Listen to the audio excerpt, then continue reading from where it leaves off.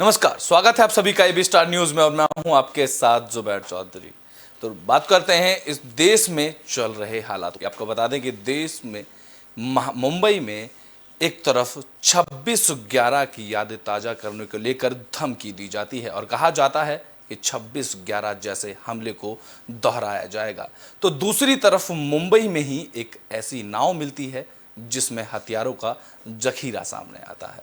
तो वहीं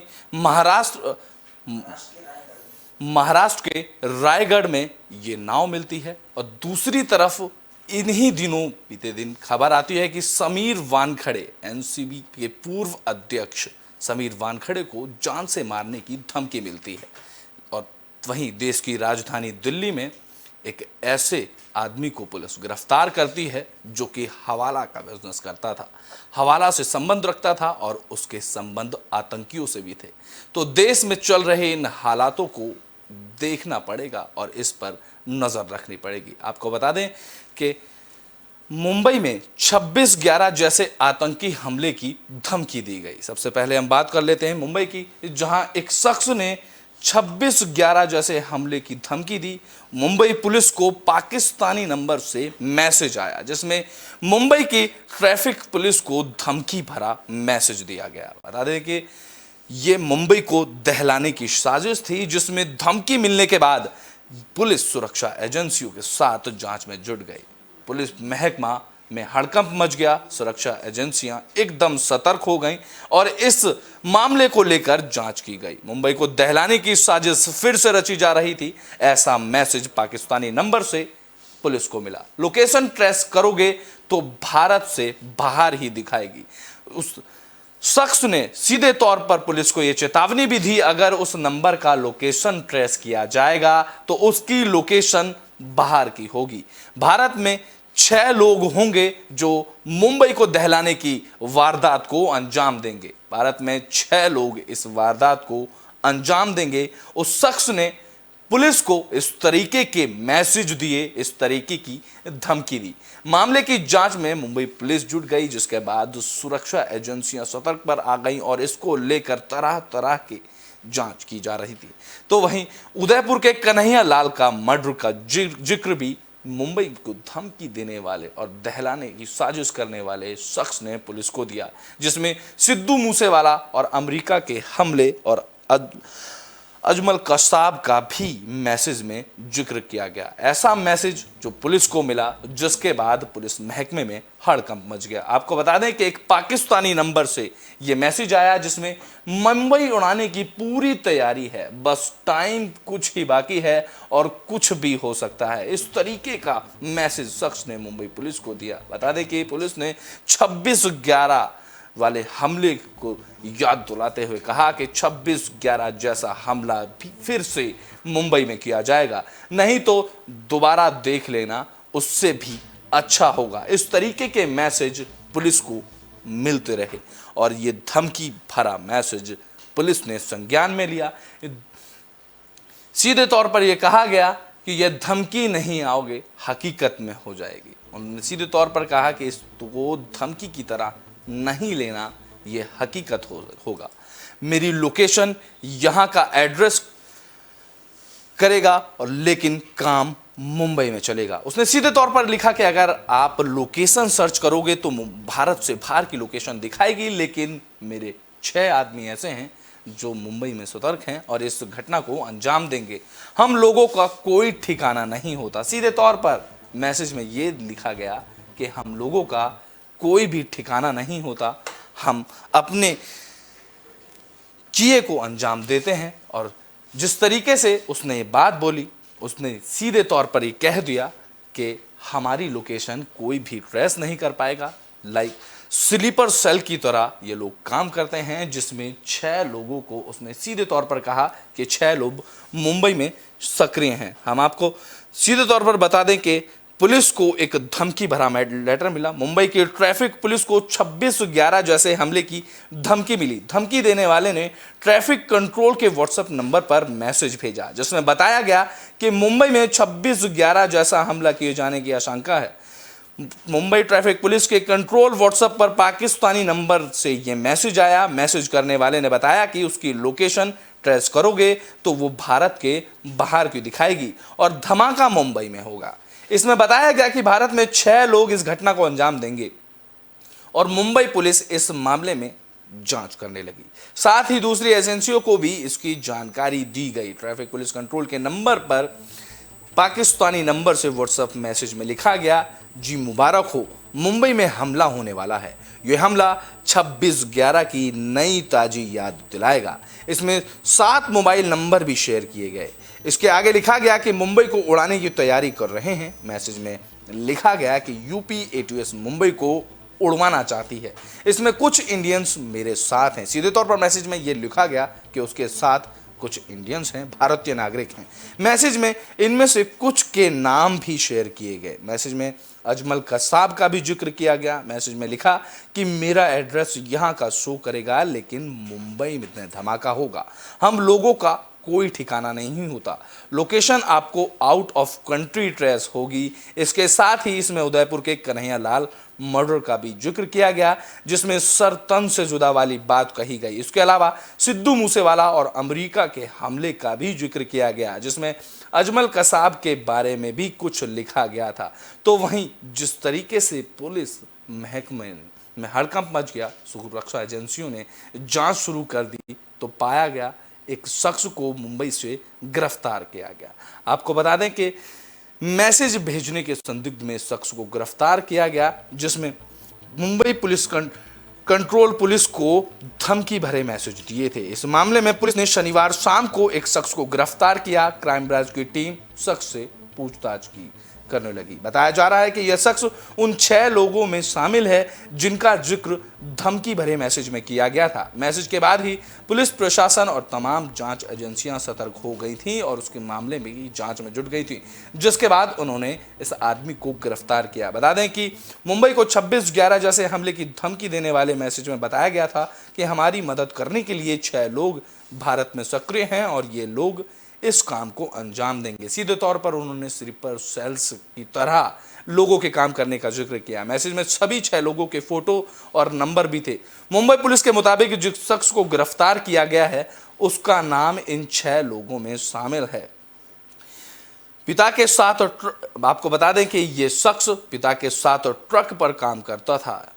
सूत्रों के मुताबिक हिरासत में लिया गया शख्स 26 साल का मोहम्मद आसिफ है जो कि उत्तर प्रदेश के मिथुनपुर बिजनौर का रहने वाला है। मोहम्मद आसिफ पहले बिजनौर में अपने पिता के साथ ट्रक पर काम करता था। वह क्लीनर के तौर पर ट्रक में रहता था। बताया जा रहा है कि पिता की मौत के बाद आसिफ के घर की माली हालात खराब हो गए थे।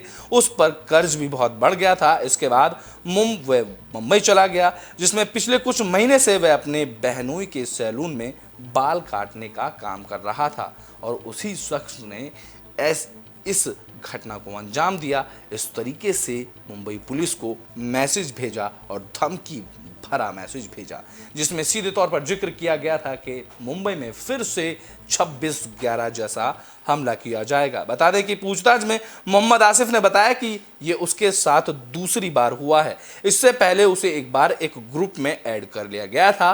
फिर एक वकील को हत्या की धमकी दी गई थी। उसने बताया कि इस मामले में भी पुलिस से उसने पूछताछ की थी। फिलहाल क्राइम ब्रांच उसे लेकर आई है और उसके दिए गए बयानों की सच्चाई खंगाली जा रही है। तो बात कर लेते हैं अब इसी तरह की धमकी मिलना। एनसीबी के पूर्व अध्यक्ष समीर वानखड़े को जान से मारने की धमकी मिलने को। आपको बता दें कि समीर वानखड़े को जान से मारने की धमकी मिली। 14 अगस्त को बनाया गया ट्विटर अकाउंट जिससे उनको ये धमकी मिली थी। ये ट्विटर अकाउंट हाल ही में बनाया गया था जो कि 14 अगस्त को बनाया गया था। अमन नाम के ट्विटर अकाउंट की ओर से पूर्व एनसीबी चीफ समीर वानखड़े को धमकी मिली थी। उसमें सीधे तौर पर लिखा था कि तुमको पता नहीं तुमने क्या किया है, इसका हिसाब तुमको देना पड़ेगा। सीधे तौर पर उनको धमकी के साथ ये भी हिदायत दी गई थी कि तुमको कुछ नहीं पता तुमने क्या किया है, जिसका हिसाब तुमको देना पड़ेगा और तुमको खत्म कर दिया जाएगा, हम तुमको खत्म कर देंगे। इस तरीके के मैसेज समीर वानखड़े को आए, धमकी भरे मैसेज ये सीधे तौर पर उन्हें जान से मारने की धमकी दे गए, जिससे फिर पुलिस महकमे में हड़कंप मचा और साथ ही साथ एक दिन में ऐसी घटनाओं का सामने आना पुलिस के लिए चौंकाने वाला था। आपको बता दें कि पूर्व एनसीबी अधिकारी समीर वानखेड़े को सोशल मीडिया के जरिए जान से मारने की धमकी मिली है। वानखेड़े ने मुंबई पुलिस को इसकी जानकारी दी थी, जिसमें वानखेड़े ने मुंबई पुलिस को दी गई शिकायत में जांच करने को कहा था। सीधे तौर पर उन्होंने कहा था कि एक शख्स ने उन्हें जान से मारने की धमकी दी है, जिसमें बताया गया कि ये 14 अगस्त को ट्विटर अकाउंट बनाया गया और उसी के जरिए समीर वानखेड़े को धमकी दी गई। समीर वानखेड़े ने मुंबई पुलिस को बताया कि उन्हें सोशल मीडिया के जरिए जान से मारने की धमकी मिली है। अपनी शिकायत में एनसीबी के पूर्व जोनल डायरेक्टर ने मुंबई पुलिस को बताया कि जिस अकाउंट के जरिए शिकायत दी गई है उसे 14 अगस्त को ही बनाया गया था। अमन नाम के ट्विटर अकाउंट की ओर से मिले मैसेज में उसने लिखा था कि तुमको पता नहीं है तुमने क्या किया है, इसका हिसाब तुमको देना पड़ेगा। आईआरएस अधिकारी वानखेड़े ने बताया कि उसके बाद शख्स ने लिखा कि तुमको खत्म कर दिया जाएगा, जिसको लेकर पुलिस ने एफआईआर दर्ज की। बता दें कि सोशल मीडिया से मिली धमकी के बाद समीर वानखेड़े ने मुंबई के गोरेगांव पुलिस थाने में संपर्क किया, जिसने पुलिस ने इस मामले में समीर वानखेड़े का बयान दर्ज किया। इसके बाद अब गोरेगांव पुलिस एफआईआर दर्ज करने के बाद जांच में जुट गई, जिसमें वानखेड़े ने पुलिस को बताया कि जिस ट्विटर अकाउंट से धमकी मिली उस अकाउंट के 0 फॉलोवर्स थे और संदेह है कि इस अकाउंट को धमकी देने के लिए ही बनाया गया था। यह अकाउंट नया था और जिसके 0 फॉलोवर्स थे। हाल ही में यह अकाउंट बनाया गया था और सीधे तौर पर इस अकाउंट को सिर्फ धमकी देने के लिए ही बनाया गया था। आपको बता दें कि जाति प्रमाण पत्र के मामले में मिली क्लीन चिट में अभी हाल ही में समीर वानखेड़े को जाति प्रमाण मामले में कास्ट कमेटी ने क्लीन चिट दी थी, जिसमें 51 पेज के आदेश में उस दलील को खारिज कर दिया जिसमें कहा गया था कि वानखेड़े जन्म से मुसलमान हैं और उसके ठीक बाद ही उनको जान से मारने की धमकी मिल जाती है।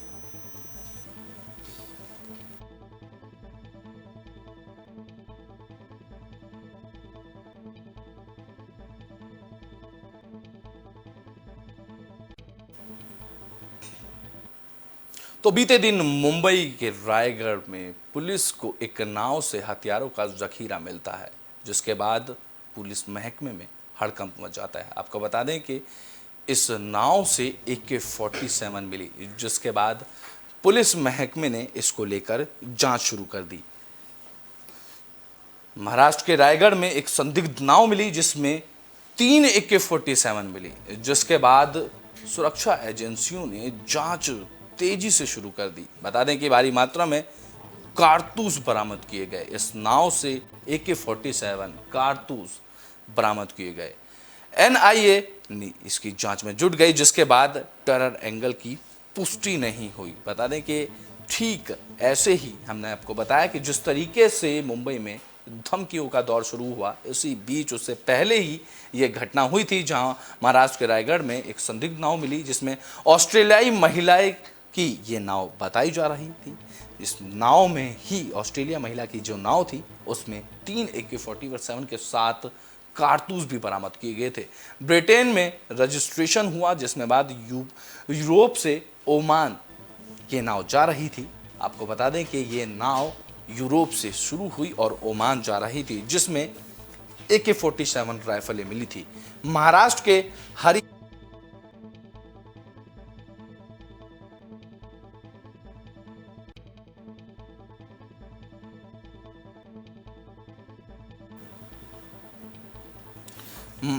आपको बता दें कि महाराष्ट्र के हरेश्वर तट पर रायगढ़ जिले में समुद्र के में संदिग्ध नाव मिलने से हड़कंप मच गया। नाव पर AK-47 राइफलें और कुछ कारतूस मिले। इसके अलावा नाव में विस्फोटक भी मौजूद थे। इसके बाद पूरे रायगढ़ जिले में अलर्ट जारी कर दिया गया। मौके पर पहुंची पुलिस की टीम ने हथियारों को जब्त करना शुरू कर दिया और मुंबई की ATS की टीम भी जांच के लिए रायगढ़ रवाना हुई थी। स्थानीय पुलिस के मुताबिक एक नाव हरिहरेश्वर के बीच मिली, जिसके अलावा एक लाइफ बोट भी उसमें मिली। हालांकि इन पर कोई मौजूद नहीं था। कोस्ट गार्ड और महाराष्ट्र मैरी आइटम बोर्ड को तुरंत इसकी जानकारी दी गई, जिसके बाद पुलिस ने सभी जरूरी कदम उठाना शुरू कर दिए। पुलिस ने नाव को अपने कब्जे में ले लिया और यह नाव समुद्र के किनारे में पुलिस को मिली। पुलिस ने स्थानीय लोगों से पूछताछ की, जिसके बाद नाव जहां पर मिली, पुलिस ने 200 किलोमीटर और पुणे से करीब 170 किलोमीटर की दूरी पर इस नाव को मिला। रायगढ़ के एसपी अशोक दूधे ने नाव में AK-47 मिलने की पुष्टि की, जिसके बाद उन्होंने सारी जानकारी विस्तार में दी। बता दें कि समुद्री इलाके में आतंकियों के आने की संभावना हमेशा से बनी रहती है। 26/11 के हमले को भी समुद्र के जरिए वो आतंकियों आए थे, जिसके बाद उस घटना को अंजाम दिया गया था। इसीलिए ही समुद्री इलाकों में आतंकियों के आने की संभावना हमेशा से बनी रहती है। इससे पहले 26 नवंबर 2008 को मुंबई में आतंकी हमला हुआ था। उस वक्त लश्कर के 10 आतंकी समुद्र के रास्ते से पाकिस्तान से भारत आए थे। समुद्र तट पर नाव छोड़ने के बाद आतंकियों ने अलग अलग जगहों पर फायरिंग शुरू कर दी थी और आतंकियों ने 2 होटल, एक अस्पताल और एक रेलवे स्टेशन को निशाना बनाया था। इस हमले में करीब 160 लोगों की मौत हुई थी। तो जिस तरीके से ये नाव सामने आई, सीधे तौर पर सुरक्षा एजेंसियों को शक हुआ कि कहीं ना कहीं किसी हमले की साजिश तो नहीं, कहीं ना कहीं आतंकियों की कोई साजिश तो नहीं, कोई नापाक हरकत तो नहीं। महाराष्ट्र के रायगढ़ में समुद्र में एक नाव मिलने से आतंकवाद विरोधी दस्ते ATF ने मामला दर्ज किया गया, जिसमें रायगढ़ के हरिहरेश्वर समुद्र तट के पास नाव में 3 AK-47 राइफल और कारतूस मिले। ATF ने आर्म्स एक्ट के तहत इसमें मामला दर्ज किया, जिसके बाद ATF की नवी मुंबई यूनिट इस मामले में की जांच में जुट गई। महाराष्ट्र के रायगढ़ में समुद्र तट पर हथियारों के से लदी नाव के मिलने से चारों ओर हड़कंप मच गया। उसके बाद रायगढ़ में अलर्ट जारी कर दिया गया था। महाराष्ट्र में दही हांडी और गणेश चतुर्थी के त्योहार के बीच इस तरह से हथियार मिलना सीधे तौर पर आतंकी घटना को अंजाम देने वाला एंगल लग रहा था। आपको बता दें कि ये जो नाव महाराष्ट्र में मिली थी वो ऑस्ट्रेलिया की एक महिला की नाव थी, जिसके बाद खुद महाराष्ट्र के खुद उप मुख्यमंत्री देवेंद्र फडणवीस ने बताया कि बोट क्षतिग्रस्त स्थिति में मिली। उन्होंने बताया था कि महिला का पति जेम्स हार्बर्ट नाव का कप्तान है और ये बोट 26 जून 2022 को यूरोप से ओमान के मस्कट जा रही थी, लेकिन इसका इंजन फेल हो गया, जिसके बाद इसमें सवार लोगों ने मदद मांगी और कोरिया के युद्धपोत से इन सभी को रेस्क्यू किया गया। बाद में इन्हें ओमान हैंडओवर कर दिया गया। इस नाव को नहीं निकाला जा सका था, जिसकी वजह से ये नाव इस तट पर आ गई थी। उन्होंने बताया कि नाव हरिहरेश्वर तट पर मिली और स्थानीय पुलिस और ATF दोनों ही सुरक्षा एजेंसियों ने इस मामले की जांच की। हालांकि त्योहारों को देखते हुए राज्य की पुलिस को सतर्क रहने का आदेश दिया गया। देवेंद्र फडणवीस ने आगे कहा कि अभी तक कोई भी आतंकी साजिश का खुलासा नहीं हुआ है, लेकिन जांच की जा रही है। चप्पे चप्पे पर पुलिस की ने जांच की, जिसके बाद पुलिस सतर्क हो गई। खुद उप मुख्यमंत्री ने कहा कि पूरे महाराष्ट्र में त्योहारों के चलते पुलिस को अलर्ट रहने के लिए कह दिया गया है। एक ही साथ इतनी सारी घटनाएं हो जाना महाराष्ट्र के लिए चौंकाने वाली बात थी।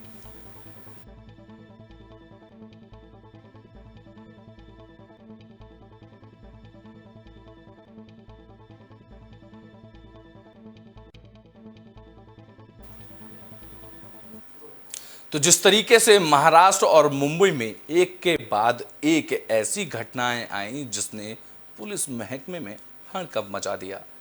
एक तरफ 26/11 जैसे हमले की धमकी मिलना, दूसरी तरफ एनसीपी के पूर्व अध्यक्ष समीर वानखेड़े को जान से मारने की धमकी मिलना, तो वहीं बीते दिन ही एक नाव का मिलना जिसमें हथियार AK-47 मिलना, जिसमें कारतूस का मिलना और विस्फोटक सामग्री मिलना, इसने पुलिस को चौंका के रख दिया था। आपको बता दें कि आतंकी हर साजिश को पुलिस ने बेनकाब कर दिया। इस तरीके से हमने आपको बताया कि धमकी देने वाले शख्स को पुलिस ने गिरफ्तार कर लिया, जिसके बाद पुलिस ने नाव की जांच भी करी। मुंबई में 26/11 जैसे आतंकी हमले की धमकी 20 अगस्त को दी गई। आपको बता दें कि ये धमकी 20 अगस्त 2022 को दी गई,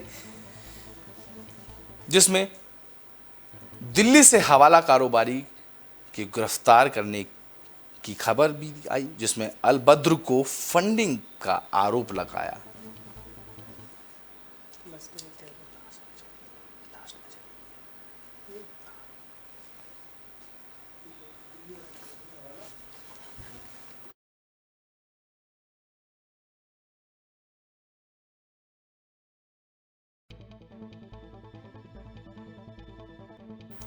तो बुलेटिन में अब बात कर लेते हैं दिल्ली की। दिल्ली में एक हवाला कारोबारी को गिरफ्तार किया गया।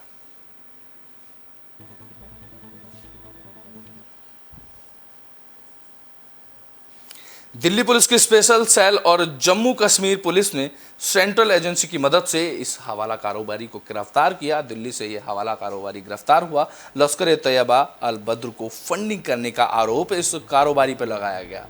आपको बता दें कि मीना बाजार दिल्ली में कपड़ों का कारोबारी मीना बाजार में काम करता था और दिल्ली पुलिस ने इस कारोबारी को गिरफ्तार किया। तुर्कमान गेट से दिल्ली पुलिस की स्पेशल टीम ने इस कारोबारी को गिरफ्तार किया, जिसके पास से कई अहम दस्तावेज भी मिले। आपको बता दें कि कहीं ना कहीं आतंकी साजिश हो रही थी, आतंकियों के लिए फंडिंग हो रही थी, जिसके लिए पुलिस महकमा सतर्क था और दिल्ली से एक हवाला कारोबारी को गिरफ्तार किया गया, जिसमें साउथ अफ्रीका से हवाला के जरिए 24 लाख रुपए आए थे।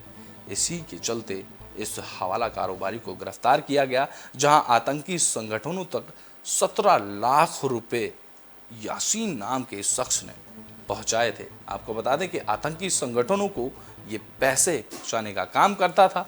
आतंकी अब्दुल हामिद मीर की निशानदेही पर इसकी गिरफ्तारी की गई। आपको बता दें कि आतंकी घटना को अंजाम देने के लिए एक कारोबारी दिल्ली में सतर्क था। एक कारोबारी दिल्ली से काम कर रहा था और आतंकियों को पैसे भेज रहा था। 18 अगस्त को अब्दुल हामिद मीर को जम्मू कश्मीर पुलिस ने गिरफ्तार किया था, जिसकी निशानदेही में ही दिल्ली से इस कारोबारी को गिरफ्तार किया।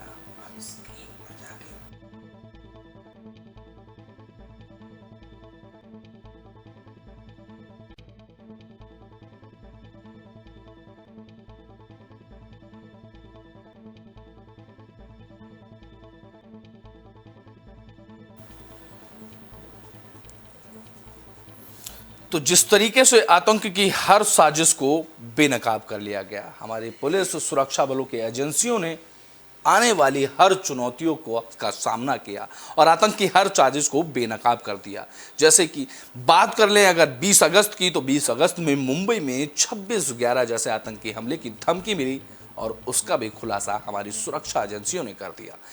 दिल्ली से हवाला कारोबारी गिरफ्तार किया गया। लश्कर ए तैयबा का से संबंध रखने वाले इस कारोबारी को गिरफ्तार किया गया, जहां अल बद्र को फंडिंग करने का आरोप इस कारोबारी पर लगाया गया। तो वहीं बात करने अगर 19 अगस्त की, तो समीर वानखड़े को सोशल मीडिया पर जान से मारने वाली धमकी मिलना और उसमें एक ऐसे ट्विटर अकाउंट से ये धमकी मिलना जिसको नए ट्विटर अकाउंट को बनाया गया था और हाल ही में इस अकाउंट को बनाया गया था और धमकी के लिए ही इस ट्विटर अकाउंट को बनाया गया था। महाराष्ट्र के रायगढ़ में 2 संदिग्ध नाव मिलना, जिनमें 3 AK-47 बरामद होना।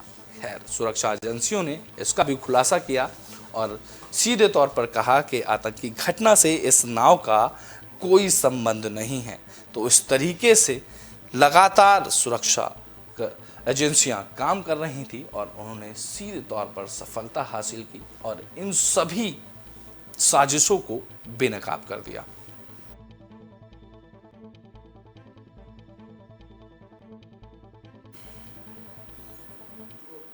तो जिस तरीके से हमने आपको बताया कि महाराष्ट्र, फिर मुंबई में, फिर दिल्ली में, महाराष्ट्र के रायगढ़ जिले में एक संदिग्ध नाव का मिलना, समीर वानखड़े एनसीबी के पूर्व अध्यक्ष को जान से मारने की धमकी मिलना, उसके बाद सीधे तौर पर मुंबई को दहलाने की धमकी मिलना, सीधे तौर पर 26/11 जैसे हमले की धमकी सीधे पुलिस को देना।